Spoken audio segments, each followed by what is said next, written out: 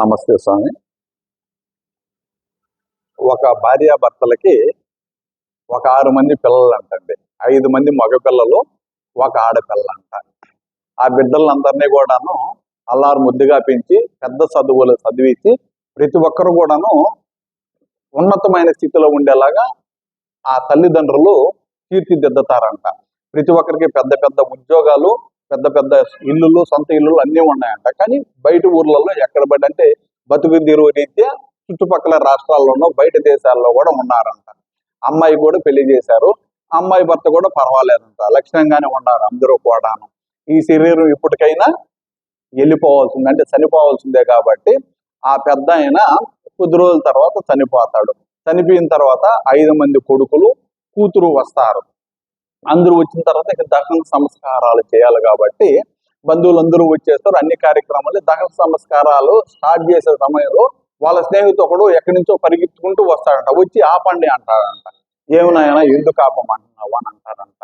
ఈయన అంటే వాళ్ళ పిల్లలకు చెప్తాడంట, మీ నాయన నాకు 25 లక్షల రూపాయలు అప్పు ఉన్నాడు, అప్పు ఎవరు ఇస్తారన్నా చెప్పండి, లేదు అప్పన్నా ఇచ్చేసి మీ కార్యక్రమాలు చేసుకోండి అని గట్టిగా అరుస్తాడంట. అక్కడ బంధువులందరూ వింటారు. అది కొడుకులు, కోడళ్ళు, కూతురు, అల్లుడు అందరూ కూడా వింటారు. అప్పుడు ఆ కోడళ్ళు ఏం చేస్తారంటే కొడుకులను లోపలికి లాక్కొని పోయేసి, మీరు గబక్కన ఒప్పుకుంటారు కావాలా, మనం ఈ టైంలో అంత డబ్బు ఇచ్చే పరిస్థితి లేవు, మీరు గమ్మగా ఉండండి అని చెప్పేసి కోడళ్ళు కొడుకులను బాగా గిచ్చుతారు. కొడుకులందరూ గమ్మగా దూరంగా దోస్తా ఉంటారంట. ఆ బంధువులు ఏమంటారంటే కార్యక్రమం అయినవయ్యా మాట్లాడదామంటారంట. కార్యక్రమం అయిన తర్వాత ఊడిపాటికి వాళ్ళు వెళ్తారు. నా డబ్బు పరిస్థితి ఏంది, ఇప్పుడే కట్టమని కూడా అడగట్లేదు, ఎవరు ఇస్తారో హామీ ఇవ్వండి నాకు, దాని తర్వాత మాట్లాడదాం అంటారంట. కొడుకులందరూ చూస్తా గమ్మగా ఉంటారంట. కూతురు ఏంటంటే వాళ్ళ అమ్మకాడ పాపం వాళ్ళ అమ్మను ఓదారస్తా ఏడుస్తూ ఉంటది. వాళ్ళ నోట్లోంచి వీళ్ళ నోటి కూతురికి పోయి చేరుతుందంట ఆ మాట. కూతురు వినంగానే వాళ్ళ అన్నలు, తమ్ముళ్ళు గమ్మగా ఉంటే లేక వాళ్ళ కూతురు వచ్చి చెప్తాదంట, పెద్ద ఆయన నువ్వు నాకు పెదనాయనతో సమానము, మా నాయన స్నేహితుడివి, చిన్నప్పటి నుంచి నువ్వు నాకు తెలుసు, నేను తెలుసు, నా దగ్గర నగలు ఉన్నాయి, నా దగ్గర డబ్బు ఉన్నది, నేను నీ డబ్బుని తీర్చేటందుకు హామీ ఇస్తున్నాను, నేను తీరుస్తాను, వాళ్ళతో ఎవరితో సంబంధం లేదని చెప్తాడు అంట. ఆ బిడ్డ వచ్చి అతను కన్నీళ్లు పెట్టుకొని కార్యక్రమం కానివ్వండి తల్లి, నువ్వు ఇస్తామంటున్నావు కాబట్టి అంటారంట. వాళ్ళ అన్నల తమ్ముడు మాత్రం ఊరిపాటుకోలు కాముగా ఉన్నారంట.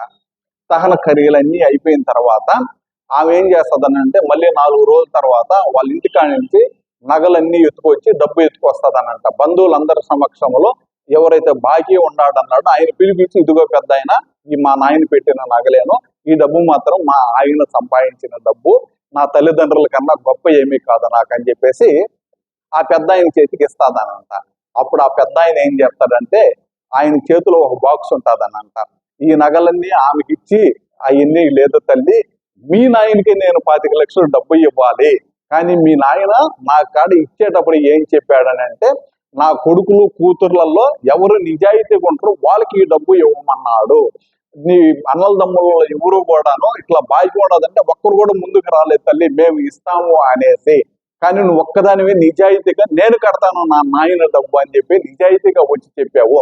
రేపు మీ అమ్మని ఇలాంటి వాళ్ళు ఏమి చూడబోతారు, నువ్వు చూడాల్సింది తప్ప వాళ్ళు ఎవరు చూసేటందుకు నాకు కూడా నమ్మకం లేదు, కనుక మీ నాయన ఈ 25 లక్షలు చెప్పి ఆ నగలతో పాటుగా వాళ్ళ నాయన డబ్బు ఆయన కాడ 25 లక్షలు కూడా ఆమె చేతిలో పెట్టేసి మీ అమ్మను బాగా చూసుకో తల్లి అని చెప్తాడంట. అప్పుడు ఆ కొడుకులు గాని ఆ కోడలు కానీ తలకాయ ఎంచుకొని వాళ్ళు చేసిన తప్పుని తెలుసుకొని మనసులో బాధపడుతూ ఉంటారంట. సో దానికని మనము కూడా నిజాయితీగా ఉంటే ఖచ్చితంగా మనల్ని రక్షించే వాళ్ళు రక్షిస్తారు. హరి ఓం. శరణ గురుదేవ.